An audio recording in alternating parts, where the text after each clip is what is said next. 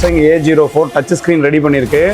March 23 வந்து advance course. இதில் ஆக்சுவலாக ப்ராப்ளம் என்னன்னாக்கா, ஸ்டூடெண்ட்டோட மொபைல் இது டச்சு வேலை செய்யலை. அவர் கொடுத்ததில் வந்து பார்த்தீங்கன்னாக்கா எஸ்பிஐ கம்யூனிகேஷன், டச்சுக்கான எஸ்பிஐ கம்யூனிகேஷனில் வந்துட்டு சிஎஸ் பின்ல வந்து நமக்கு வோல்டேஜ் வராமல் இருந்தது ஆக்சுவலாக செக் பண்ணும்போது.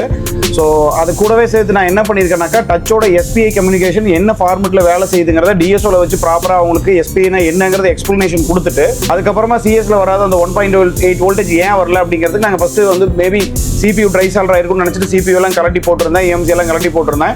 அப்போது ரெடி ஆகலை. அதுக்கப்புறம் தான் நோட்டீஸ் பண்ணதில் வந்து பார்த்தீங்கன்னா போர்டில் கீழே வந்துட்டு ஒரு 2-3 ட்ராக் வந்து செகண்ட் லேயரில் கட் ஆயிருந்தது.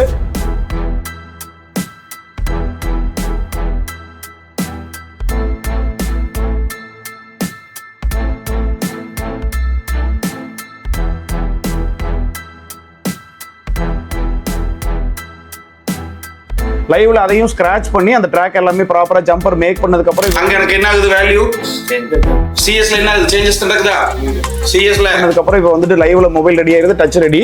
எனவே இது வந்து லைவ் கிளாஸ் ரெடி ஆயிடுச்சா? ஓகே, எல்லாமே லைவ் ரிப்பேர், தியரி கிளாஸஸ் மட்டும் இல்லை, லைவ்ல வச்சுட்டு ஸ்டூடெண்ட்டோட மொபைலை ரிப்பேர் பண்ணி தான் எல்லாமே ரெடி பண்ணி காமிக்கிறோம். எனவே அடுத்த வீடியோவில் சந்திக்கலாம். பாய், தேங்க்ஸ் ஃபார் வாட்சிங்.